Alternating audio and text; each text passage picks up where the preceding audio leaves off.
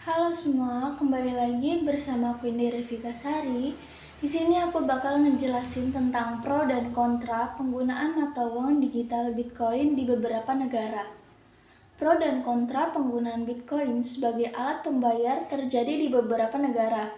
Negara Puerto Rico, California, dan Amerika Serikat telah memberi status hukum yang jelas dan mengakui Bitcoin sebagai mata uang virtual yang dapat digunakan sebagai alat tukar. Berbeda dengan Australia, Kanada, dan Singapura, di mana Bitcoin tidak diakui sebagai alat pembayaran yang sah secara hukum, namun tetap memberikan ruang bagi perkembangannya dengan memungut pajak. Sedangkan di negara Vietnam dan Tiongkok tidak menganggap mata uang virtual sebagai mata uang yang sah, bahkan melarang penggunaan Bitcoin sebagai transaksi perdagangan. Pandangan Indonesia mengenai uang Bitcoin tidak dapat dikatakan sebagai alat pembayaran yang sah di Indonesia. Hal ini karena alat pembayaran di Indonesia adalah rupiah. Kripto merupakan salah satu komoditi yang dapat dijadikan subjek kontrak berjangka yang diperdagangkan di bursa berjangka. Kripto bukan alat pembayaran dan juga bukan bersifat efek, sehingga pembinaan, pengawasan, dan pengembangan ditetapkannya oleh Badan Pengawas Perdagangan Berjangka. 3 alasan yang membuat cryptocurrency diperbolehkan dan masuk sebagai komoditas bursa berjangka. Pertama, kripto merupakan produk yang tidak intervensi pemerintah, diantaranya melalui pemberian subsidi. Lalu, yang kedua, produk berjangka bersifat volatil. Ketiga, kripto memiliki supply atau penawaran atau demand atau permintaan yang cukup besar sehingga masuk ke dalam kategori komoditas bursa berjangka.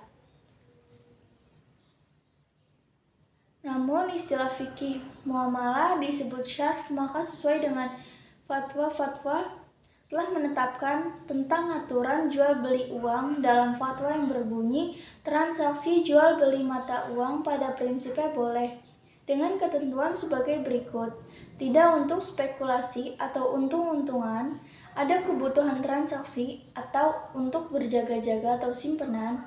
Apabila transaksi dilakukan terhadap mata uang sejenis, maka nilainya harus sama dan secara tunai.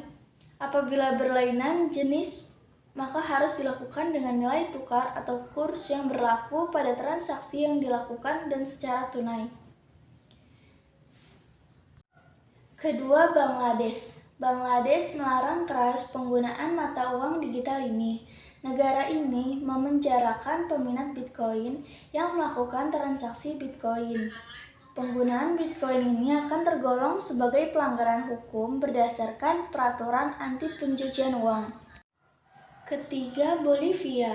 Ada juga Bolivia yang melarang transaksi dengan Bitcoin.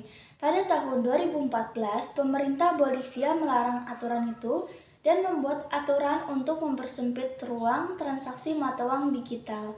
Mereka yakin bahwa mata uang digital akan meningkatkan jumlah penggelapan uang yang dilakukan untuk mendanai segala bentuk kejahatan. Yang keempat, Tiongkok. Negara ini turut membatasi penggunaan Bitcoin dan melarang lembaga keuangan dan perbankan untuk berurusan dengan mata uang digital ini. Pada 2013, ada larangan resmi dari Bank Sentral Tiongkok dan mata uang ini tidak dianggap sebagai mata uang. Lalu terdapat negara-negara pro praktik Bitcoin. Yang pertama, Amerika Serikat. Berdasarkan peraturan yang dikeluarkan oleh IRS, dapat dikatakan bahwa Amerika Serikat memperlakukan Bitcoin dan mata uang virtual lainnya sebagai properti. Properti tersebut dapat diperjualbelikan secara bebas oleh masyarakatnya berdasarkan harga pasar yang berlaku. Namun pihak IRS mewajibkan setiap orang untuk membayar pajak atas hasil jual beli yang diperoleh untuk masyarakat Amerika. Yang kedua, Jepang. Pada tahun 2017, Jepang menerima Bitcoin sebagai mata uang legal. Hal ini ditandai dengan 4.500 outlet menerima pembayaran dengan mata uang digital dengan metode pembayaran yang sah. Yang ketiga, Finlandia. Finlandia salah satu negara terdepan dalam hal perkembangan teknologi digital dan adanya kebebasan pajak untuk pembelian Bitcoin. ATM di Finlandia hampir seluruhnya difasilitasi untuk melakukan penukaran dan top-up Bitcoin. Finlandia adalah negara yang transaksinya penukaran Bitcoin-nya paling tinggi dibandingkan dengan negara lain. Gambaran tersebut menunjukkan bahwa transaksi Bitcoin mulai diterima di seluruh dunia. Walaupun hanya sebagian kecil negara yang menerima, namun masih banyak negara lain yang belum menerima dan menganggap Bitcoin dapat digunakan sebagai transaksi. Hal ini menjadi perhatian serius untuk dikaji sehingga Bitcoin memiliki kejelasan aturan yang mendasari. Bitcoin memiliki kejelasan aturan yang mendasari. Bitcoin harus disusun dalam peraturan sehingga dapat dilegalkannya. Itu peraturan mengenai bagaimana memperlakukan transaksi cryptocurrency. Yang keempat, Rusia. Pemerintah Rusia melalui Lembaga Pajak Federal Rusia secara resmi telah melegalkan penggunaan Bitcoin dan mengakuinya sebagai salah satu mata uang yang beredar di negara tersebut. Hal ini didasari kesadaran bahwa teknologi digital di masa depan akan semakin besar dan sering digunakan dalam bertransaksi di masa depan, serta dapat mengawasi jalannya transaksi cryptocurrency, sehingga mengurangi risiko terhadap penggunaan mata uang digital seperti money laundering dan pendanaan terorisme. Negara di atas yang menerima Bitcoin menganggap Bitcoin sebagai aset berharga. Namun bagi negara yang telah menolak penggunaan Bitcoin mempunyai alasan sebagai berikut.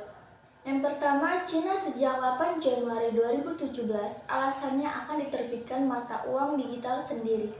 Kedua, Kolombia sejak 31 Desember 2016 alasan khawatir penipuan cryptocurrency.